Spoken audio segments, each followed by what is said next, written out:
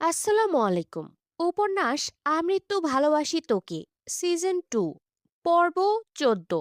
লেখনীতে ফারজানা মনি। উপন্যাস পাঠে আমি কানিজ রহমান। সোমবার সকাল। স্প্যারো ড্রিম হাউসের আকাশে হালকা রোদ। বাগানের ফুলগুলো যেন রং ছড়িয়ে দিচ্ছে চারপাশে।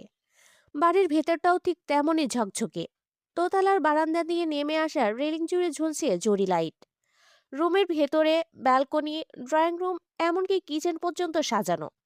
বাড়ির নিচে ডাইনিং টেবিল সাজানো। সকালের নাস্তার জন্য পুরো খান পরিবার একসাথে বসেছে। মোজাম্মেল খান হাসতে হাসতে বললেন, আবিরকে বাহবা দিতেই হবে। এমন একটা স্বপ্নের বাড়ি আর কি সুন্দর করে সাজিয়েছে। ইকবাল খান মজা করে বললেন, এই ড্রিম হাউস তো সত্যি ড্রিমই হয়ে গেছে। আর সবচেয়ে বড় কথা, এটা আবির উপহার দিয়েছে আমাদের মেঘকে। আলী আহমেদ খান একটু গম্ভীর মুখে বললেন, এই যুগে কত ছেলে তো মেয়েদের কিছু না দিয়েই সংসার করে। আর দেখো আমার আবির। তানভীর চা খেতে খেতে আবিরের কানের সামনে ফিসফিসিয়ে বলে উঠল, আহ কি রোমান্স। মেঘ নিচু মুখে চুপচাপ হাসল। তারপর একটু লজ্জা পেয়ে আবিরের দিকে তাকালো। মেঘ চোখ ঘুরিয়ে এবার বলল, এই বাড়ি আমি এতদিনে একবারও আসিনি। এখন এসে মনে হচ্ছে কতটা ভালোবাসা রেখে গেছে এখানে। আবির হালকা গলায় বলল, তুমি আসবা বলেই সাজিয়েছিলাম।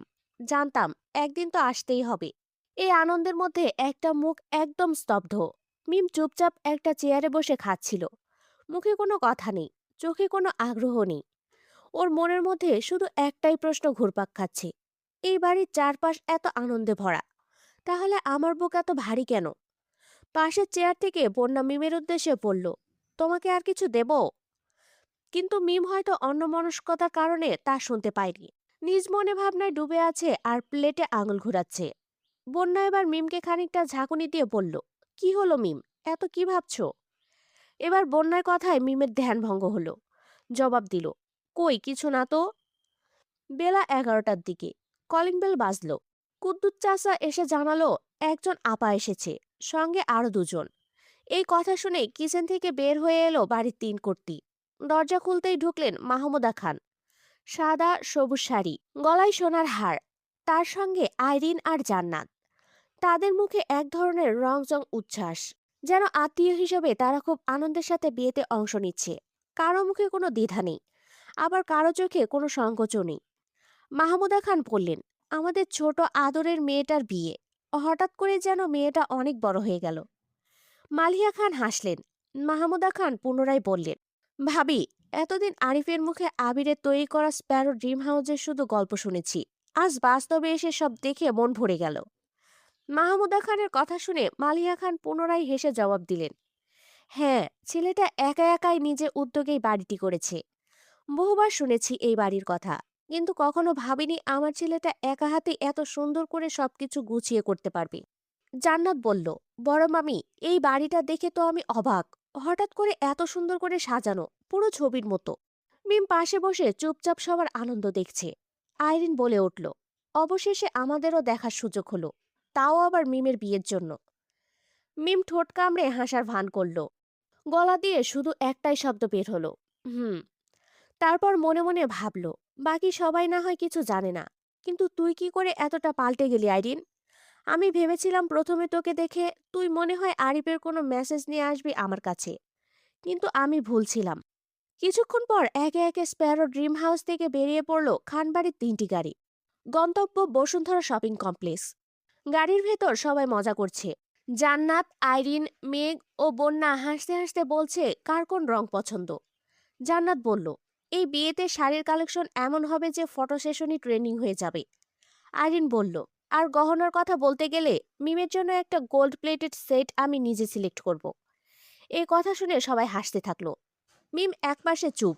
এত কথা, এত আনন্দ, তবুও তার ভেতরে যেন বালুর মতো জমে আছে এক অস্থিরতা।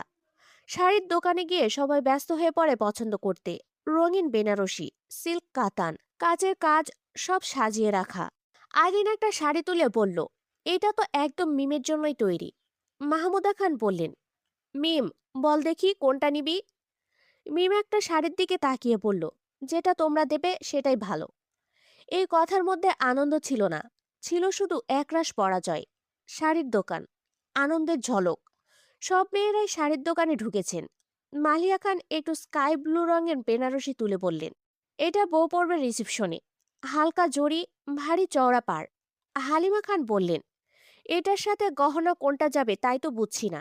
আকলিমা খান বললেন, সোনালী গলাবদ্ধ চেন সেট। আরিন বলল, জানেন, জান্নাত ভাবি যখন বিয়ে করেছিল ঠিক এই রকমের একটা শাড়ি পরেছিল। জান্নাত হেসে বলল, সম্পূর্ণ এরকম না, কিছুটা ডিফারেন্স আছে। সবাই হাসিতে মেতে উঠল। শুধু এক কোণায় বসে রইল মিম। তার হাতে শাড়ি নেই, মুখে কোনো বাছবিচার নেই, চোখে শুধু বিষাদের ছায়া। মিম জানে এই শপিং ব্যস্ততা তার জন্য, এই বিয়ের সাজ সব তার জন্য, তবুও তার চোখে আনন্দ নেই। মেয়েরা শাড়ির দোকান থেকে মিম সহ সকলের জন্য অনেকগুলো শাড়ি নিল। শাড়ির দোকান থেকে বের হওয়ার পরেই কারো চোখ জামার দোকানে, কারো নজর জুতার সেলফে। হালিমা খান মালিয়া খানের উদ্দেশ্যে বললেন, আপা, আগে একটা সেলাই দোকান দেখি। আমি না আমার শাড়ি একটু কাটিয়ে নিতে চাই। মালিয়া খান হাসতে হাসতে বললেন, সেলাই কি শপিং এর আগে করিস নাকি পরে? আগে পুরো শপিং শেষ কর। তানভীর বন্যা ও ত্রিধাকে নিয়ে সোজা চলে গেল কিডস সেকশনে। তানভীর বলল, ওই যে কিডস সেকশন, মেয়ের জন্য যা যা পছন্দ হয় নাও। তানভীরের পুরো কথা শেষ হওয়ার আগেই ত্রিধা ছুটে গেল সেদিকে। বন্যা হেসে বলল, এই মেয়ে এত ছোট, তাও ব্র্যান্ড দেখে দেখে জামা ধরেছে দেখেন। তানভীর দুষ্টুমি সুরে বলল, দেখতে হবে না মেয়েটা কার? নিজের জন্য সবসময় বেস্টটাই চয়েস করি আমি। বহু বছর আগে যেমন চয়েস করেছিলাম তোমাকে। বন্যা একটু লাজুক হাসল। আহিয়ান আর আহিয়া তো দৌড়াদৌড়ি করতেই ব্যস্ত। আবির একদিকে দাঁড়িয়ে শুধু বলল, বাচ্চারা শপিং মলে আসা মানেই যেন ওদের নতুন থ্রিলার মুভি শুরু। মেঘ হালকা হাসল। আবির বলল, তুমি কিছু দেখছো না? মেঘ মাথা নাড়ল। দেখছি। আপনি আমায় পছন্দ করতে সাহায্য করুন না প্লিজ।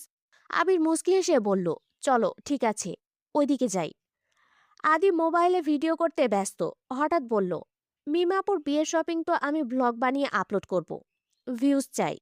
আকর্ষণীয় হাসি ছড়ালো চারপাশে। সবাই যার যার মতো ব্যস্ত, কিন্তু মাঝে মাঝে চোখ চলে যায় মিমের দিকে। মেঘ লক্ষ্য করছিল নিম কোনো দোকানে ঢুকছে না, কাউকে কিছু বলছেও না, শুধু হেঁটে হেঁটে যাচ্ছিল। কখনো কোনো পোশাকের দিকে তাকায়, আবার চোখ ফিরিয়ে নেয়। একটা বুটিক দোকানের সামনে এসে দাঁড়িয়ে শুধু তাকিয়ে রইল। গ্লাসের ওপারে একটা লাল রঙের কাতান ঝুলে আছে। মেঘ পিছন থেকে এসে বলল, পছন্দ হয়েছে বুঝি? মিম ঘাড় নাড়ালো, না, শুধু দেখছিলাম। মেঘ তার হাত চেপে ধরল। অনেক কিছু বলতে চাইল, কিন্তু এ সময় বলার কিছু ছিল না কিছুই। শুধু বলল, চোখে এত কষ্ট কেন? মিম মৃদু হেসে জবাব দিল, কই, তেমন কিছু না। সন্ধ্যার আগে খান পরিবার শপিং শেষ করে ফিরে এলো স্প্যারো ড্রিম হাউসে। গাড়ি থেকে নেমে মনে হচ্ছিল যেন কেউ মালবাহী ট্রাক নামাচ্ছে। শপিং ব্যাগ, গয়নার প্যাকেট, বাচ্চাদের খেলনা, জুতার বাক্স, শাড়ির প্যাকেট, সব মিলিয়ে একেবারে বিশৃঙ্খল এক পরিস্থিতি। হালিমা খান হাঁপাতে হাঁপাতে বললেন, শপিং করতে করতে আমার পায়ের হাড়গুলো আলাদা হয়ে গেছে। কেউ ব্যাগ নিচ্ছিস না কেন? আদি মোবাইল হাতে ভিডিও করতে করতে বলল, এই শপিং আনলোডিং অপারেশনটা আজ রাতে ইউটিউবে উঠবে। তানভীর হেসে পড়ল, ভিডিও ছাড়ার আগে সাবস্ক্রাইব বলাটা ভুলবি না। আহিয়ান আর আহিয়া ব্যাগ নিয়ে খেলতে শুরু করেছে। আহিয়ান একটা শাড়ির প্যাকেট ঘাড়ে তুলে বলল, আমি এইটা ডেলিভারি বয়। আহিয়া চোখ রাঙিয়ে বলল, না, এটা আমার। ফুপ্পির বিয়ের শাড়ি আমি নিব। আবির হাত উঁচু করে বলল, সবাই ব্যাগ নিয়ে ঘরে তোলো প্লিজ, খাওয়া দাওয়া করতে হবে তারপর। আম্মুর পা ব্যথা করছে। মেঘ তার ব্যাগ হাতে নিয়ে বলল, আহিয়ার আব্বু, আমি ছেলে মেয়েকে নিয়ে ভেতরে যাচ্ছি, আপনি আপনার আর আমারটা নিয়ে আসুন। বন্যা চেহারায় ক্লান্তি এনে বলল, তাও ভালো, আমি তো নিজেরটার সাথে ত্রিধার জন্য কেনা 3টা ব্যাগ নিয়েছি। এখন ত্রিধা সব খুলে দেখতে চাইতেছে। ত্রিধা তখন এক ব্যাগ খুলে একটা ছোট জুতা বের করে পরল, এটা এখনই পরবো। মাহমুদা খান নিজের শাড়ির ব্যাগ গুনে দেখছিলেন, সব ঠিক আছে তো? আমার একটা শাড়ি কম মনে হচ্ছে না? জান্নাত বলল, মা, আপনি তো 2বার একই শাড়ি কিনেছেন, এটা বুঝতেই ভুল করেছেন। সবাই হেসে উঠল। এদিকে মিম চুপচাপ নিজের ব্যাগ হাতে ঘরে ঢুকছিল। তার হাঁটার গতিও ধীর, কিন্তু বাইরে এই হাসি ঠাট্টার মধ্যে সেই বিষাদটা যেন এক মুহূর্তের জন্য ঢেকে যায়। রাত 11টা বেজে 4 মিনিট। রুমের জানালাটা খোলা। জানালা দিয়ে ঠান্ডা বাতাস এসে পর্দাকে অদ্ভুতভাবে নাড়িয়ে দিচ্ছে। আরিফ একা বসে আছে রুমের কোণার ছোট্ট সোফায়। তার হাতে ধরা একটা কাগজ, কোনো চিঠি না, কোনো স্ক্রিপ্ট না, কেবল একটা সাদা পৃষ্ঠা, যেখানে কোনো কিছু লেখা হয়নি, কিন্তু মনের ভেতরে যেন হাজারো লাইন আঁকা। দরজাটা ভেতর থেকে বন্ধ, আলোটা আবছা, ঘরটা নিস্তব্ধ। ঠিক যেমন নিস্তব্ধ এখন আরিফের বুক। সে ধীরে ধীরে চোখ বন্ধ করলো। আরিফের কণ্ঠস্বর কাঁপছে। একা একাই বলল, সবাই বলে ভালোবাসা সাহসী করে তোলে মানুষকে, কিন্তু কেউ কখনো বলে না ভালোবাসা মানুষকে ভয়ও দেখায়, অসহায় করে দেয়, চুপ করে দেয়। একটা দীর্ঘ নিঃশ্বাস নিল আরিফ। আবার একা একা আওড়ালো, আমি তাকে চিনি, আমি জানি সে কেমন। কিন্তু কখনো কখনো কিছু মানুষ এতটাই অবাক করে যার ব্যাখ্যা দিতে পারে না কেউ। আমি ভয় পাচ্ছি সেই বিস্ময়ের কাছে হেরে যেতে। সে জানালার বাইরে তাকালো। আকাশে আধো আলো, চাঁদ ধীরে ধীরে মেঘের আড়ালে ঢুকে যাচ্ছে। ঠিক যেমন ওর নিজের মনের আলো, ভালোবাসার আলো আরেকটা অজানা পরীক্ষার মেঘে ঢেকে যাচ্ছে। অন্ধকার আকাশের দিকে তাকিয়ে চিৎকার করে বলল, সে জানে না, কিছু জানে না। আর আমি সব জানি, তাও কিছু বলতে পারছি না, কিছু করা যাচ্ছে না। শুধু বসে থাকতে হচ্ছে, অপেক্ষায়। একটা সিদ্ধান্তের, একটা মুহূর্তের, যেটা হয়তো আমার পুরো জীবনটাই বদলে দেবে। আরিফ উঠে দাঁড়ালো, ধীরে ধীরে আয়নার সামনে গেল, নিজের চোখের দিকে তাকালো। বিড়বিড় করে বলল, তুমি কি পারবে না মিম আমার ভালোবাসার মান রাখতে? তার চোখে জল আসার মতো, কিন্তু সে চেপে রাখলো। কাবা কণ্ঠে ফিসফিস করে বলল, তুমি যদি না বোঝো তবে কি আমি হারিয়ে যাব? তুমি কি চিনবে না এই নীরব ভালোবাসাটাকে? ঘর জুড়ে তখনও নিস্তব্ধতা, শুধু জানালার পর্দা উঠছে। আর আরিফ একা দাঁড়িয়ে আছে, হৃদয়ে এক বিশাল ঝড় নিয়ে, যা কেবল সে আর একজনই অনুভব করছে। সে হলো মিম। কিন্তু মিম জানেই না এই পুরো ঝড়ের কেন্দ্রবিন্দুতে সে নিজেই দাঁড়িয়ে। ধীরে ধীরে ঘড়ির কাঁটায় এসে থামলো রাত 12টায়। রুমের নিস্তব্ধতায় টিকতে না পেরে আরি পেরিয়ে পড়ল অন্ধকার রাত্রে অজানা গন্তব্যে। অন্যদিকে রাত 12টা পেরিয়ে গেছে। স্প্যারো ড্রিম হাউসের চারপাশ নিস্তব্ধ, সবাই ঘুমিয়ে পড়েছে। শুধু একটা ঘরে আলো জ্বলছে এখনো, মিমের ঘরে। চুপচাপ বিছানায় বসে আছে সে, চুল খোলা, মুখটা ফ্যাকাশে, চোখ ফুলে গেছে কাঁদতে কাঁদতে। তাকিয়ে আছে ড্রেসিং টেবিলের আয়নার দিকে, নিজেকে চিনতেই পারছে না। আজ সারাদিন কেবল হাসি মুখ দেখিয়েছে সবার সামনে, সবার সামনে নিজেকে সাজিয়েছে, নতুন জামা ট্রাই করেছে। কিন্তু একবারও কেউ হয়তো বুঝতে চায়নি মিম ঠিক আছে কিনা। সেদিন আরিফের এত কথা শুনেও মিম বেহায়ার মতো আজ সারাদিন কল ও মেসেজ দিয়েছে। আরিফ গত 2 দিন ধরে ফেসবুক, হোয়াটসঅ্যাপ, ইমো সব থেকেই অফলাইন, সিমটাও বন্ধ। তাও যদি একবার খোলে সেই আশায় মিম কল দিয়ে গেছে বারবার, কিন্তু প্রতিবারই নিরাশ হয়ে ফোনটা রেখে দিতে হয়েছে। মিম ধীরে ধীরে বিছানায় গিয়ে শুয়ে পড়ল। তার সিল্কি কালো চুলগুলো আজ অযত্নে ছড়িয়ে পড়ে আছে সরাসরি বিছানা থেকে ফ্লোরে। চোখ তার ঘূর্ণায়মান বৈদ্যুতিক পাখার দিকে। হৃদয় ভাঙার যন্ত্রণায় আজ সে কাতর। হঠাৎ করে মিম বিড়বিড় করে বলল, মুক্তি চাই, এই ভয়াবহ কষ্ট থেকে আমি মুক্তি চাই। তারপর কিছু একটা ভেবে বিছানা থেকে হঠাৎ করেই উঠে বসলো। ধীরে ধীরে এগিয়ে গেল ড্রয়িং রুমের দিকে। পুরনো একটা ছোট্ট নোটবুক বের করলো। আরিফের দেওয়া প্রথম চিঠি এখনো রাখা সেখানে। সেই চিঠির পাশে আজ লিখল সে, আমি হেরে যাচ্ছি আরিফ, তোমার চুপ করে থাকা আমার সহ্য হচ্ছে না আর। জানি না বিয়েটা কার সাথে হচ্ছে, জানি না তুমি কোথায়, শুধু জানি তুমি ছাড়া আমি কিছুই না। এই বিয়ে, এই আনন্দ, এই সাজ, সব যেন বিষ লাগছে। কেউ যদি জানতো আমি ভিতরে কতটা শেষ হয়ে গেছি। তারপর একটা সাদা পেজ ছিঁড়ে আলাদাভাবে লিখল, আব্বু, আম্মু, আপনারা যদি এই চিঠিটা পড়েন তাহলে শুধু জানবেন আমি কারো বিরুদ্ধে না, আমি শুধু আমার ভালোবাসার পক্ষে ছিলাম। আমি আর পারছি না। তারপর মিম দরজা খুলে সিঁড়ি দিয়ে নামলো। ধীরে ধীরে এগিয়ে গেল ডাইনিং টেবিলের দিকে। সেখান থেকে ফল কাটা ছুরিটা হাতে নিয়ে ঘুরিয়ে ঘুরিয়ে দেখল।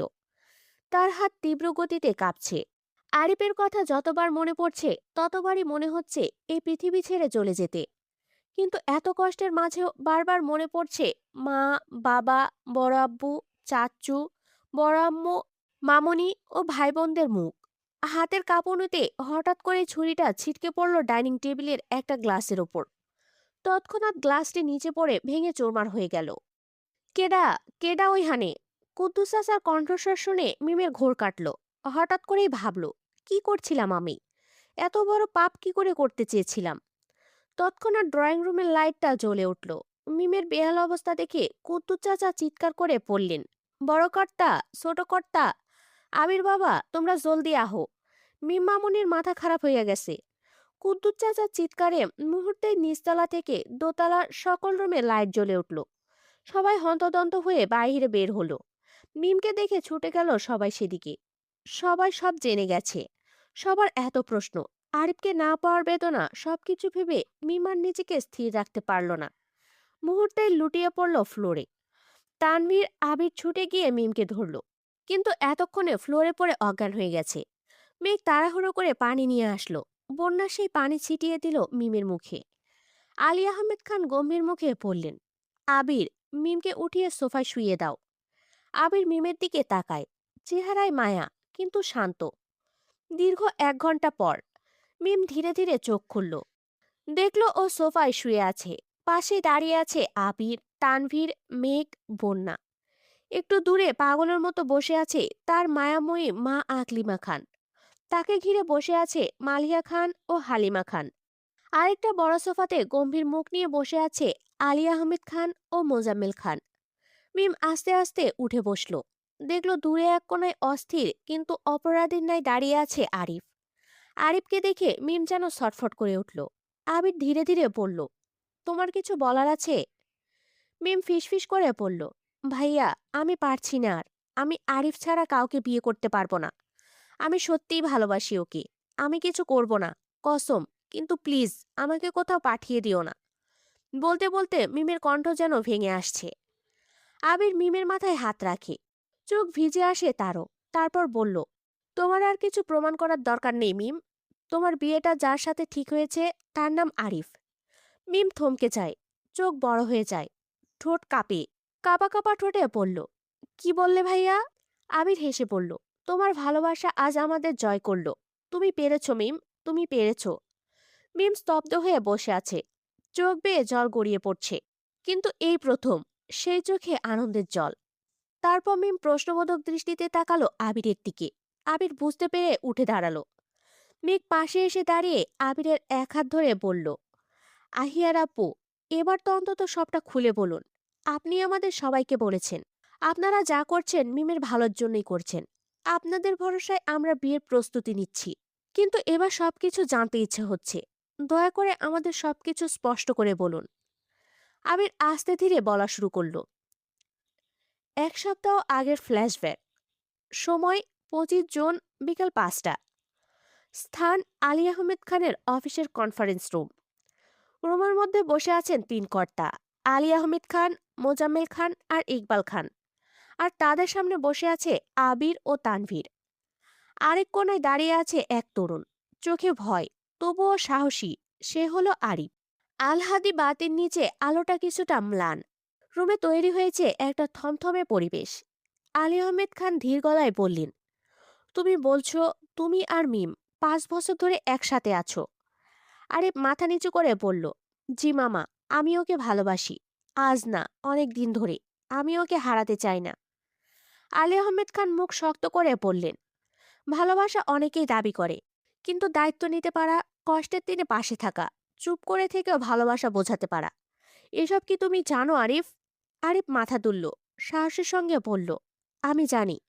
আর মিমের মুখে কিছু না শুনেও আমি তার চোখে সেই ভালোবাসা প্রতিদিন দেখেছি। তখনই আবির বলল, আব্বু, আমি বলছি আরিফ সত্যিই মিমকে ভালোবাসে। আরিফের হাতে মিমকে তুলে দিলে আমাদের মিম ভালো থাকবে। আলী আহমেদ খান শক্ত করে বললেন, তুমি চুপ থাকো। খানবাড়ির 5 ছেলে মেয়ে, খানবাড়ির 5 রত্ন। এই রত্ন আমি যার তার হাতে তুলে দিতে পারি না। আমার 5 রত্নের মধ্যে একজন হলো মেয়ে।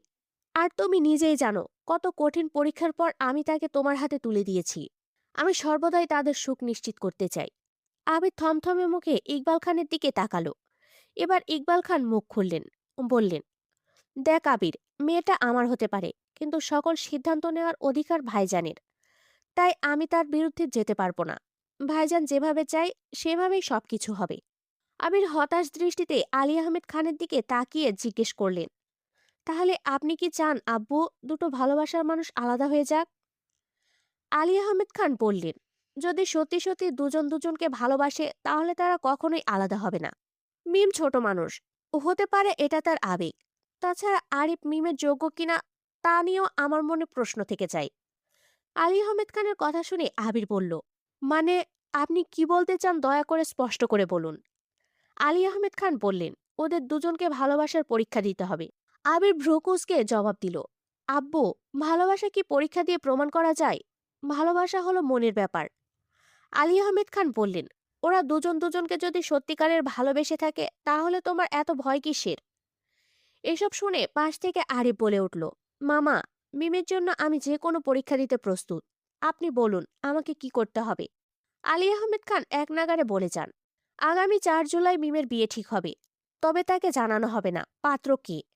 যদি সে নিজে থেকে জানিয়ে দেয় যে সে কাউকে ভালোবাসে, বিয়েতে রাজি না হয়, অথবা নিজের ভালোবাসা আমাদের সামনে প্রকাশ করার জন্য পাগলামি করে, তাহলে প্রমাণ হবে সে শুধু আবেগ নয়, সত্যিকারের ভালোবাসে। আর যদি মুখ বুজে বিয়েতে রাজি হয়, তবে বুঝবো তার অনুভূতি ঠিক নেই। তখন পরিবার যে পাত্র ঠিক করবে তার সাথে বিয়ে হবে। ঘরে নীরবতা। মোজাম্মেল খান ভ্রু কুঁচকে বললেন, আর যদি সে ভেঙে পড়ে, মানসিকভাবে সহ্য না করতে পারে? আবির দীর্ঘ গলায় বলল, আমি তাকে চিনি চাচ্চু, সে দুর্বল না। সে রক্তে খান পরিবারের মেয়ে। ভালোবাসা ছিঁড়ে ফেলার মেয়ে সে না। আলী আহমেদ খান চুপ করে আবিরের দিকে তাকিয়ে থাকেন কিছুক্ষণ, তারপর মাথা নাড়েন। ঠিক আছে আবির, প্রমাণ করো। যদি সত্যিই মিম এই পরীক্ষায় উত্তীর্ণ হয়, আমি নিজে হাতে আরিফ আর মিমের বিয়ে দেব। আরিফ নিঃশ্বাস ফেলে চোখ বন্ধ করে। কনফারেন্স রুম থেকে বের হতেই আবির আরিফের কাঁধে হাত রেখে বলল, সব ঠিক। এবার থেকে তুই দূরে থাকবি ওর থেকে। ওকে বুঝিয়ে দিস না। এমন ভাব দেখাবি যেন তুই আর কিছু চাস না। আরিফ চুপ। আবির আবার বলল, পারবি তো? আরিফ ধীরে বলল, ভালোবাসা যদি পরীক্ষা হয়, তাহলে আমি প্রশ্নপত্র হই, আর মিম হোক উত্তর। শুধু দোয়া করো উত্তরটা যেন সঠিক হয়। তারপর আরিফ মনে মনে মিমের উদ্দেশ্যে বলল, মিম, তুমি জানো না কি কঠিন পরীক্ষা হতে যাচ্ছে, তবে আমি জানি তুমি পারবে। আবির আস্তে আস্তে বর্তমানে ফিরে আসলো। ড্রয়িং রুম জুড়ে নিস্তব্ধতা। এত কঠিন পরীক্ষার কথা শুনে সবাই তো হা হয়ে গেল। আবির যখন তার কথা শেষ করলো, পুরো ঘর নিস্তব্ধ, সবাই স্থির, কিছুটা শূন্য। কিন্তু একসময় মিম উঠে দাঁড়ালো। চোখে জলের রেখা, গলা কাঁপছে, তবু কণ্ঠে জেদ। সে তাকিয়ে আছে পরিবারের সবার দিকে, এক এক করে, যেন সবার চোখের দিকে তাকিয়ে কিছু বলার চেষ্টা করছে। তারপর ধীরে ধীরে বলতে শুরু করলো, তোমরা সবাই বলছো এটা একটা ভালোবাসার পরীক্ষা ছিল, কিন্তু কেউ একবারও আমার সঙ্গে কথা বলেনি। কেউ জানতে চায়নি আমি কেমন আছি। কেউ জিজ্ঞেস করেনি আমি কি চাই। তার কণ্ঠ ক্রমশ ভাঙতে লাগলো। তোমরা সবাই শুধু প্ল্যান করেছো, ঠান্ডা মাথায় আবার জীবনটা একটা খেলায় পরিণত করেছো। কারো চোখে পড়েনি আমি কতটা ভেঙে পড়েছিলাম। রাতে ঘুম হতো না, দিনের আলো অসহ্য লাগতো। অথচ আমি তো ছিলাম এই বাড়িরই, সবারই প্রিয়। তাহলে আমাকে বোঝার কেউ ছিল না কেন? সবাই স্তব্ধ। আকলিমা খান কান্না চেপে ধরে বসে আছেন। মিম আরো বলল, আরিফ চলে গিয়েছিল, সবাই মুখ ঘুরিয়ে নিয়েছিল। বিয়ে ঠিক হয়েছে, অথচ আমাকে কিছু বলা হয়নি। আমার জীবনের সবচেয়ে গুরুত্বপূর্ণ সিদ্ধান্তটা তোমরা সবাই মিলে ঠিক করলে, অথচ সেখানে আমি ছিলামই না। এক মুহূর্ত চুপ করে থেকে সে বলল, তোমরা বলো এটা ভালোবাসার পরীক্ষা ছিল, কিন্তু আমি তো শুধু ভালোবাসিনি, আমি আমার আত্মা দিয়ে আরিফকে চেয়েছি। আর তবুও তোমাদের প্রমাণ দিতে হয়েছে। তারপর মিমার দাঁড়িয়ে থাকতে পারল না। চোখের জল মুছতে মুছতে ছুটে চলে গেল সিঁড়ি পেয়ে নিজের রুমে। সবাই চুপ। আবির এক নিঃশ্বাস ফেলে আরিফের দিকে তাকালো। এবার আরিফও টলমলে চোখ নিয়ে তাকালো আবিরের দিকে। আবির এবার মাথা হেলিয়ে ইশারা দিল। চোখে একটাই কথা, এবার তুই যা। আরিফ দাঁড়িয়ে থাকলো। সে ধীরে মাথা ঘুরিয়ে তাকালো আলী আহমেদ খানের দিকে। চোখে এক বিনিময়ের আবেদন। আলী আহমেদ খান কিছুক্ষণ চুপ করে থেকে গম্ভীর কণ্ঠে বলল, যাও, উপরে গিয়ে দেখো মেয়েটার রাগ কমাতে পারো কিনা। হয়তো রাগে একটু পরে এসে বলবে সে বিয়েটা করতেই চায় না। আরিফ আর এক মুহূর্ত দেরি করল না। সে ছুটে গেল সিঁড়ি বেয়ে মিমের রুমের দিকে। ঘরটা একেবারে নিস্তব্ধ। মিম ব্যালকনিতে দাঁড়িয়ে আছে, চোখের জল মুছছে বারবার। আরিফ আস্তে আস্তে রুমে ঢুকলো। মিম পিছন ফিরে তাকালো না, কিন্তু বুঝে গেল কে এসেছে। আরিফ নিচু গলায় বলল, তুমি জানো না মিম, আমি কতটা ভয় পেয়েছিলাম। ভেবেছিলাম তুমি পারবে না, ভেবেছিলাম তোমাকে হারাবো। মিম কিছু বলল না, চুপচাপ দাঁড়িয়ে আছে। আরিফ কাঁপা কাঁপা হাতে মিমকে পেছন থেকে জড়িয়ে ধরল। আজ তার নিজেকে একজন অপরাধী লাগছে। আরিফের ছোঁয়ায় মিমের রাগ যেন বরফের মতো গলতে শুরু করলো। মিম পেছনে ফিরে আরিফের দিকে নিষ্পলক দৃষ্টিতে তাকালো। তারপর হঠাৎ ঝাঁপিয়ে পড়লো আরিফের বুকে।